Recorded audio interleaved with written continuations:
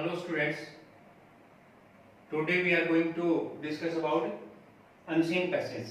हमारा आज का टॉपिक जो है वो अनसीन पैसेज है।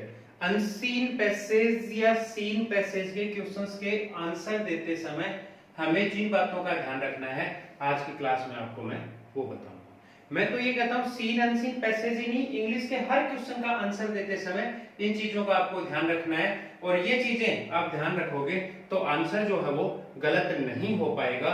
इसके अनुसार यदि अपन आंसर देते हैं तो उसमें गलती नहीं होगी और लगभग हम अच्छे मार्क्स प्राप्त करने में कामयाब होंगे। देखो, अनसीन पैसेज के क्वेश्चंस के आंसर देते समय हमें निम्न बातों का ध्यान रखना है। कौन कौन सी बातें होंगी?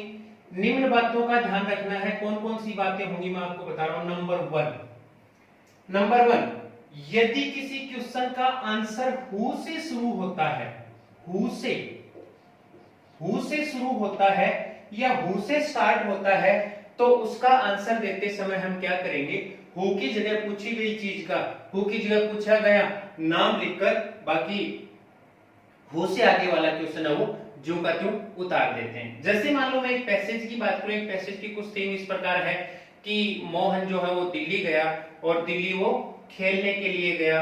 हर सप्ताह वो प्लेग्राउंड में मैच खेलते हैं और अब की बार गया तब उसका पर्स जो है वो खो गया वहां पे। इस प्रकार की बातें हैं। अपन ये उसमें इसके अकॉर्डिंग अपन क्वेश्चंस बनाएंगे और उसके अकॉर्डिंग ही आंसर देंगे। आप ध्यान से देखोगे। देखो, जैसे पहला क्वेश्चन अपना बन गया, हु से स्टार्ट होने वाले में क्या करेंगे? हु की जगह पूछा गया नाम लिख देंगे। हु की जगह पूछा गया नाम लिख देंगे। एग्जांपल जैसे who went to Delhi, Delhi या जयपुर जो भी दे रखा है।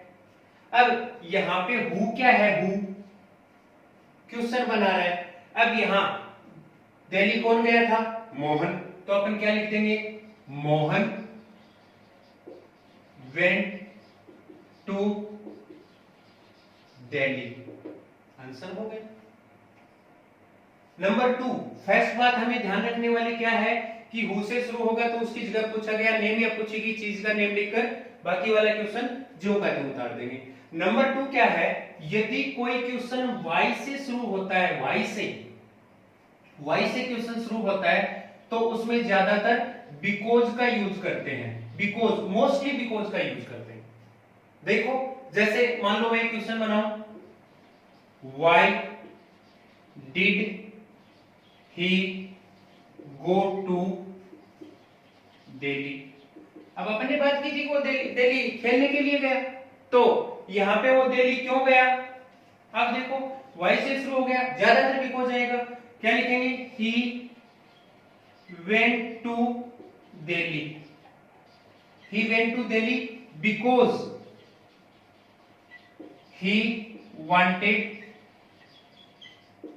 To play. वो खेलना चाहता था इसलिए दिल्ली गए। अब जो थर्ड बात है याद रखने वाली वो क्या है? यदि किसी क्वेश्चन में डिड हेल्पिंग वर्ब होगी तो उसके आंसर में हम वर्ब की सेकंड फॉर्म का यूज करेंगे। उसके आंसर में वर्ब की सेकंड फॉर्म का यूज होगा। यदि डिड हेल्पिंग वर्ब है तो इसी क्वेश्चन को ले लेते हैं अपन, इसमें वाई भी आ गया और डिड भी आ गया। डिड है इस क्वेश्चन में तो आंसर में हमने क्या लिखा है? वेंट लिखा है। Why did he go to Delhi? He went Delhi because ये आगे उस वाला आंसर लिख दिया because वाई वाला he wanted to play, second form आगे इसमें। नंबर 4 जो ध्यान रखने वाली बात है उसमें क्या है? यदि किसी क्वेश्चन में डू हेल्पिंग वर्ब तो उसका आंसर देते समय हमें वर्ब की फर्स्ट फॉर्म का उपयोग करना है। वर्ब की फर्स्ट फॉर्म हमें लगानी है। एग्जांपल की मैं बात करूं मैं, where do they play. Do आ गया ना, do. Where do they play क्या हो जाएगा? They play in the playground.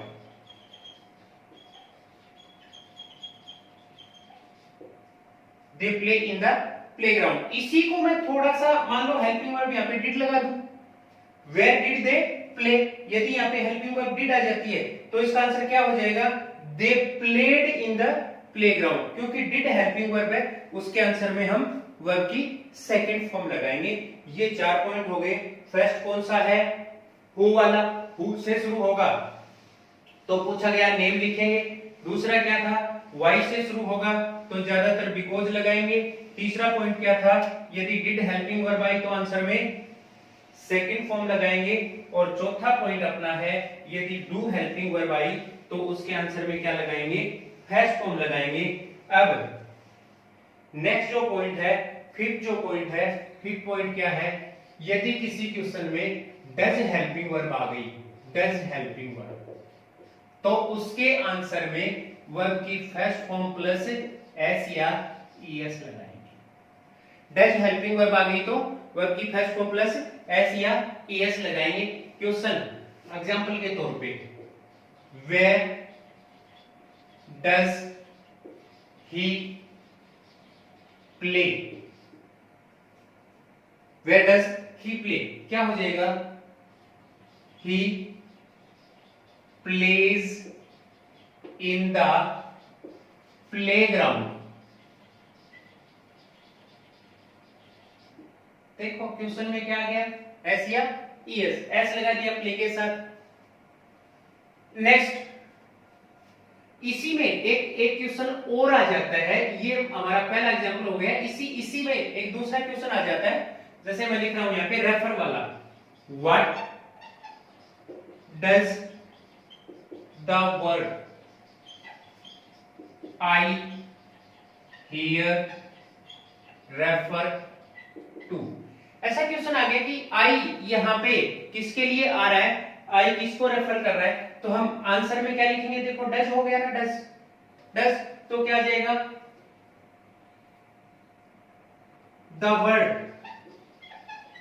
Word I here refers to Mohan. मान लो मोहन के लिए यहाँ पे आई लिखा है, तो हमने बता दिया जिस भी शब्द के लिए जो शब्द लिखा जाएगा उसका हमने बता दिया कि आई यहाँ पर किसके लिए आया है, मोहन के लिए। अब तक अपने कौन कौन सी बातें की हैं, यदि हु वाला सेंटेंस है तो हु की जगह नाम लिख देते हैं, आंसर हो जाएगा। आगे वाला क्वेश्चन जो का त्यों लिख देते हैं। वाई से शुरू होगा तो बिकॉज लगाएंगे। डिड होगी तो सेकंड फॉर्म लगाएंगे, और डू होगा तो फर्स्ट फॉर्म लगाएंगे, और डज होगा तो फर्स्ट फॉर्म के साथ एस या ईएस लगाएंगे। ये छोड़कर अन्य कोई भी हेल्पिंग वर्ब है, इनको छोड़कर अन्य कोई भी हेल्पिंग वर्ब है, उस हेल्पिंग वर्ब को आंसर में लिखा जाता है। या मान लो अन्य कोई भी हेल्पिंग वर्ब मीन्स अन्य का क्या मतलब है, डू डज और डिड को छोड़कर, डू डज या डिड को छोड़कर अन्य कोई भी हेल्पिंग वर्ब है, आंसर में भी वही हेल्पिंग वर्ब हो जाएगी। या अन्य शब्दों में मैं बताऊं कि क्वेश्चन जिस टेंस में पूछा जाता है आंसर उसी टेंस में दिया जाएगा। जैसे मान लो मैं यहां पे क्वेश्चन लिखूं, what is your name, what is your name, यहां पे इज, तो आंसर में क्या हो जाएगा, माई नेम इज, और फिर इसमें अपन कर रहे हैं मोहन, ये आंसर हो गया। My name is Mohan. देखो, व्हाट हैव यू लॉस्ट, आप क्या खो चुके हो, हेल्पिंग वर्ब कौन सी, डू डज डिड को छोड़कर बाकी जो भी हेल्पिंग वर्ब होगी आंसर में वो आएगी। अब देखो क्या खो दिया वहां पे, अपन स्टार्टिंग में पैसेज की थोड़ी सी बात की थी कि वो वहां पे गए और अपना पर्स खो दिया, तो क्या हो जाएगा, अब यू है, आई आ जाएगा, वी आ जाएगा, क्या होगा, I have lost my purse. ये आपका आंसर हो गया। अब तक हमने क्या किया है कि यदि हु है तो हु की जगह नाम लिखते हैं, और वाई से स्टार्ट हुआ तो बिकॉज लिखेंगे, और डिड से आई तो सेकंड फॉर्म लिखेंगे, डू आए तो फर्स्ट फॉर्म लिखेंगे, और डज आए तो एस या ईएस लगाएंगे। इनके अलावा कोई भी हेल्पिंग वर्ब है उसके आंसर में वही हेल्पिंग वर्ब हम लगा देंगे, या अन्य शब्दों में क्वेश्चन जिस टेंस में पूछा जाता है उसका आंसर भी उसी टेंस में दिया जाता है। अब नेक्स्ट जो पॉइंट है नंबर 7। नंबर 7 में आपको क्या याद रखना है कि कई बार है ना वर्ड मीनिंग पूछ लेते हैं, वर्ड मीनिंग पूछ लेते हैं, और वर्ड मीनिंग में क्या पूछते हैं, 3 प्रकार से क्वेश्चन पूछ लेते हैं। यहाँ पे हम गलती कर देते हैं, तुरंत अपन ध्यान नहीं देते और लिख देते हैं कि सोच लेते हैं सिमिलर होगा या एंटोनिम्स होगा या फिर वन वर्ड, ऐसे सोचते नहीं, तुरंत अपन लिख देते हैं। ध्यान देना, इसमें 3 प्रकार से सब पूछे जा सकते हैं। एक तो सिनोनिम्स,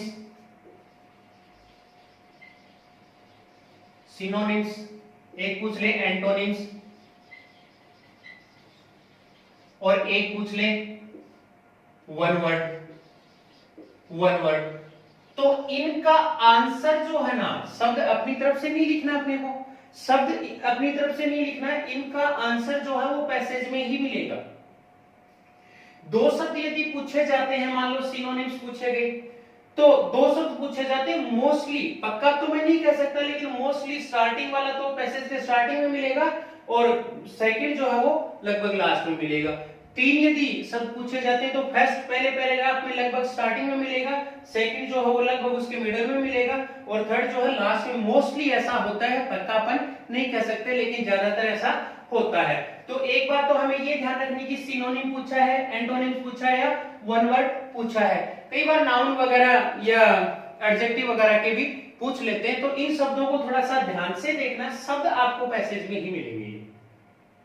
समझ में आई बात? यहां तक अब तक हमने क्या कर लिया कि हु है तो नाम लिखेंगे, दूसरा क्या है, यदि वाई है तो बिकॉज लगाएंगे आंसर में ज्यादातर, यदि डिड है तो सेकंड फॉर्म आएगी आंसर में, डू है तो फर्स्ट फॉर्म आएगी, डज है तो फर्स्ट फॉर्म के साथ एस या ईएस आएगा। इनको छोड़कर 3 को, डू, डज और डिड को छोड़कर अन्य कोई हेल्पिंग वर्ब है तो उसके आंसर में भी वही हेल्पिंग वर्ब आएगी।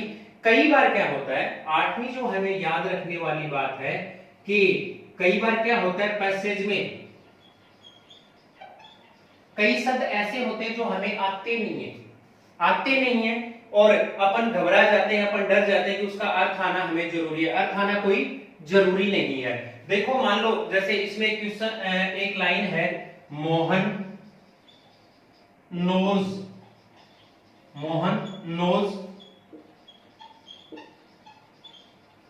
साइकोमेट्री, मोहन नोज साइकोमेट्री, ऐसा कोई सेंटेंस आ गया। अब ये साइकोमेट्री हमें नहीं आ रहा है कि इसका क्या मीनिंग है, इसका क्या अर्थ है, तो हम डर जाते हैं, हम घबरा जाते हैं कि मीनिंग नहीं आ रहा मुझे, तो आंसर गलत हो जाएगा। मान लो इस सेंटेंस पे क्वेश्चन पूछ लिया, तो क्या क्या क्वेश्चन बन सकता है, मान लो ऐसे आ गया, हु नोज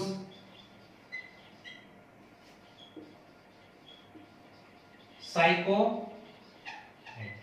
अब हमें इसका अर्थ नहीं आ रहा है, लेकिन हमें पता है मोहन नोज साइकोमेट्री, तो कौन जानता है। अब हमने हु की जगह क्या लिख दिया, मोहन लिख दिया। इस प्रकार से बिना घबराए, बिना हेजिटेशन के हम पैसेज के क्वेश्चंस का आंसर दे सकते हैं। गलतियां होने की संभावना कम होगी, ये ध्यान रखना है। कई बार क्या होता है, कई बुक्स में लिख देते हैं कि पैसेज को पहले पढ़ना चाहिए, कई बार क्या होता है क्वेश्चंस को पहले पढ़ना चाहिए। अब पैसेज एक बार जल्दी पैसेज की, मेरे अकॉर्डिंग एक बार जल्दी पैसेज की आप रीडिंग लगाओ, उसके बाद क्वेश्चंस देखो, थोड़ा सा एक क्राइटेरिया आपको आ जाएगा, उसके बाद आप क्वेश्चन देखो, और फिर क्वेश्चंस देखने के बाद पैसेज को पढ़ते जाओ। ये क्वेश्चन आया है, वहां पे थोड़ा सा टिक लगाओ, फिर आगे चलो, ये क्वेश्चन आया इसके बारे में, उसको थोड़ा सा हाईलाइट करो, और फिर इजीली आप उसके आंसर दे सकते हो।